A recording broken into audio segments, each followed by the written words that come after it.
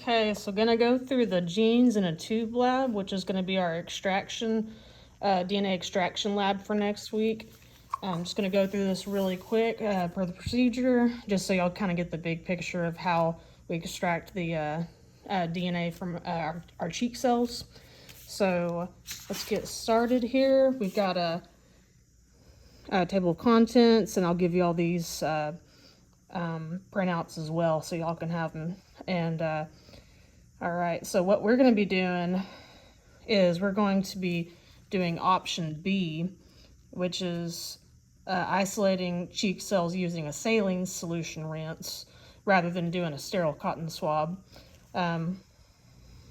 So there's some pre-lab stuff that I would have done for this. I would have had to make up this protease K, which I'll explain that during our lab, but this is something I would have to set up beforehand, preferably no more than 1 hour before trying to do the DNA extraction. This was made last year. We'll see if it actually still works, but I don't want to make up the new stuff until we get together next week. So, all right. Yeah, and there's just some study questions and answers, MSDS at the bottom there for page 20. So it's come in a little kit, which those kits over there, the small ones, have the genes in a tube components. And so what we've got is we've got lysis buffer. So, yeah, lysis buffer, NaCl solution, so just sodium chloride, protease, which started as a powder, tris buffer, which was a fluid that was in here. So the protease was in this little conical tube, and so it got pretty much transferred over here with the tris buffer. And then I've got flash blue solution, just a good way to visualize the DNA once we've got it precipitated. And then I've got a salt packet for the saline solution rinse. I've just got some distilled water for myself to do the swishing in my mouth for the cheek cells. So also what we need is clear tubes for DNA isolation. I've got a little screw cap top, which I'm going to label the top of and the side of with my initials, so I know that it's my sample. Because once they all go in the microcentrifuge, you won't be able to tell which one's yours. We've got microcentrifuge tubes with caps, which I'll also label that. Not going to need sterile cotton tip applicators since we're doing option B. Small transfer pipettes, preferably sterile. We're going to pretend those are sterile over there, which they'd come individually packaged.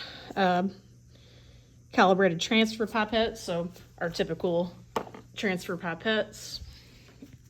There's a string in there to make a necklace.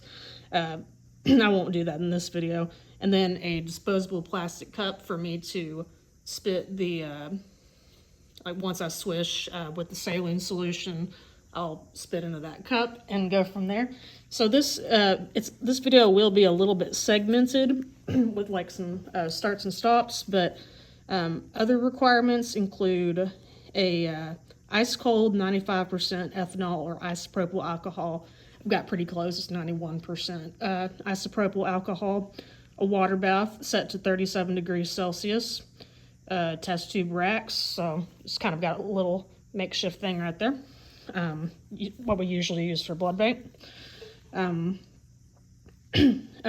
and an ice bucket just to keep the isopropyl alcohol cold.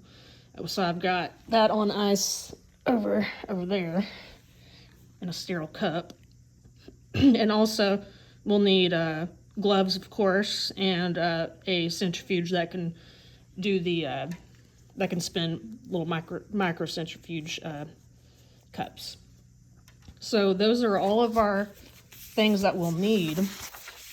So Next, what I'm gonna do is I'm just gonna get some of this distilled water. I'm gonna put it in that sterile cup that I haven't used for anything.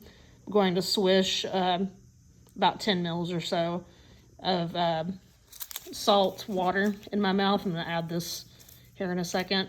Swish it, spit it into this little cup right here, and then I'm gonna do my DNA, the initial steps of the DNA extraction. So I'll be right back after swishing. So just to show y'all real quick, I've set the phone down. Oh crap.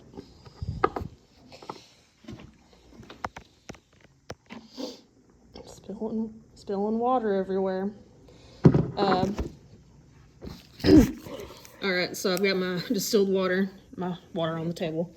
So I'm just gonna get that iodized salt packet in here, make it salty.